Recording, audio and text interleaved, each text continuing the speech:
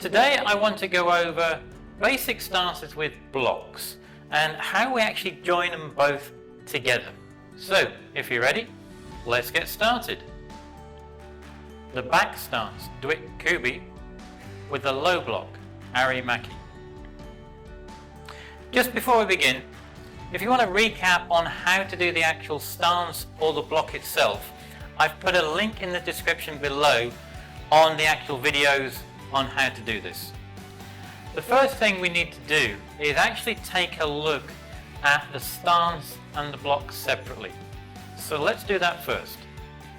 The back stance. So let's take a quick recap of the actual stance itself.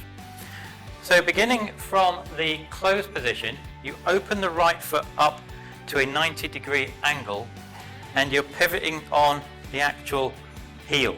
From there then you step out with the left leg one step forwards. So you then have it in a right angle position. You bend both knees and the angle roughly is on the front knees about 110 degrees, and on the back is like a 60 to 70 degree angle. The weight ratio between the two knees is on the back leg is the majority of the weight, which is about 70% of the weight, and on the front leg is about 30% of the actual weight itself. The body is upright, my chest is facing a 30-degree angle outwards, and I'm looking forward. The low block.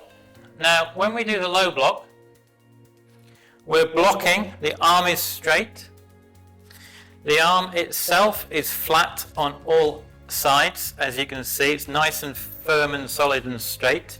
We're not bending the wrist or blocking it with it. We are blocking from the wrist down 2 inches. That's the area roughly that we're using to block with, like so.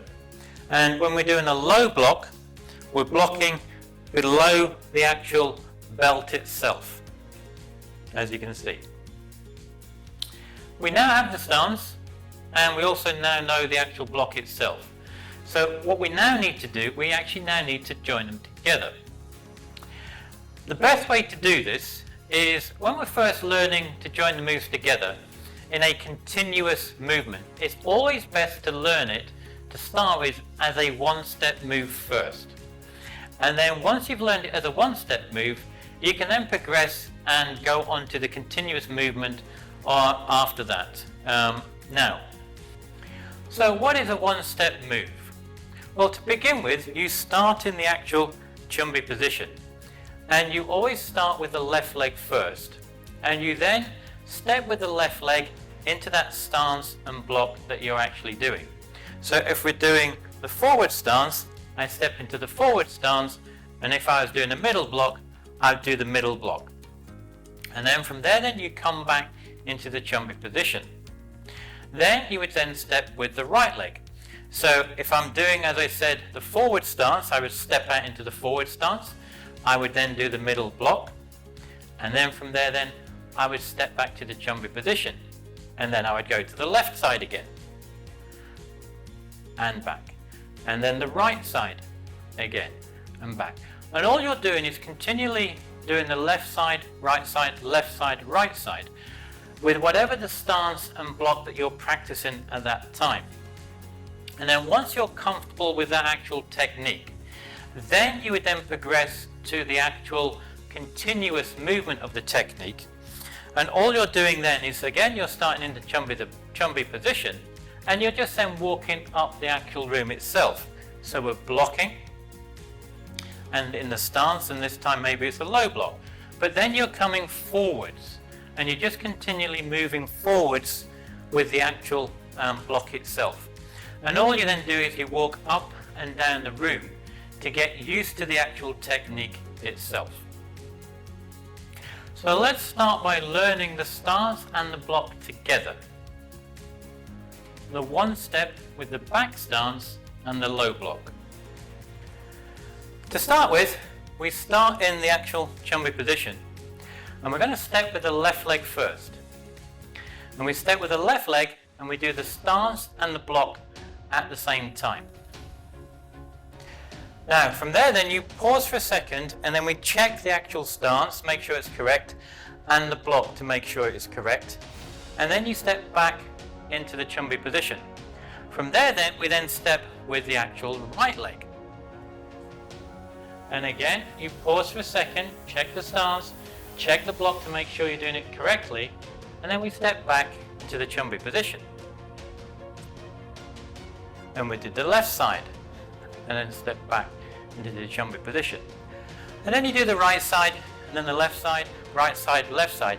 And you continually keep practicing, and you're trying to just get it so that you feel that the stance and the block become comfortable, the movement becomes natural to you.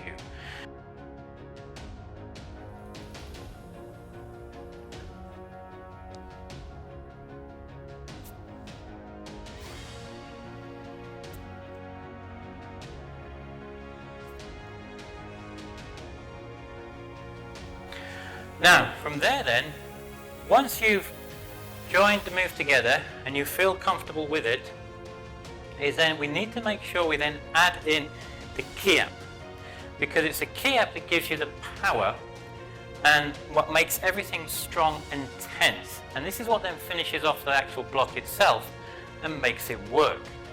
Because if unfortunately you ever found yourself in a situation where you had to really use it, you make sure you use that Ki Hap when you're doing the block.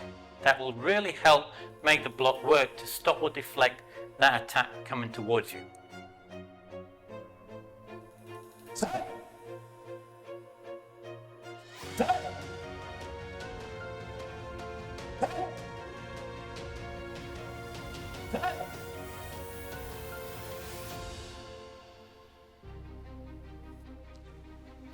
Now we need to go on to the continuous technique.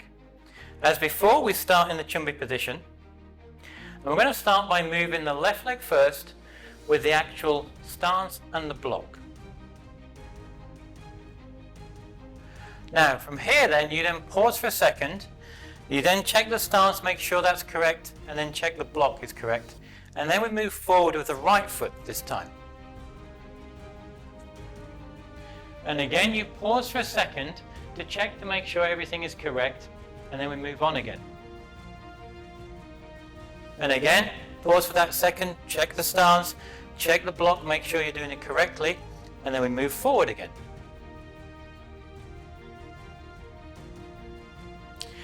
And you continually keep moving forward with the actual stance and the block until you get comfortable with joining them together. And then when you get to the end of the room, you turn around and go the other way. Now, once you've done that, the next part is always to remember to add in the Ki Hap.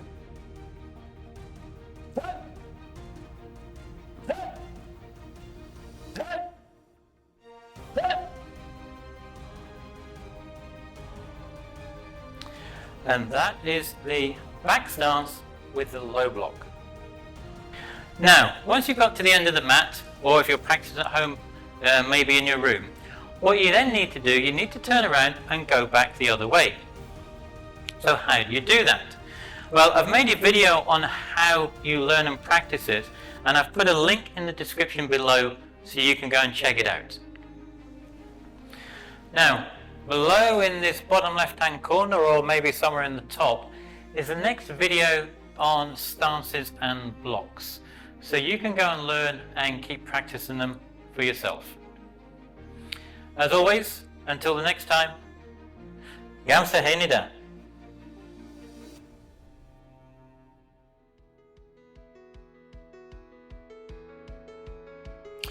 What are the stances and blocks used for? With the stances, it is to do with the actual distance from you and your attacker. So the stance you use depends upon this distance. With the walking stance, it is for more closer, short distances to the attacker. With the forward stance, you use the forward stance when the distance is slightly longer away from the actual attacker itself. And with the back stance, again, this is more closer to you. So if the attack's closer to you, you would use the back stance as a shorter distance attack.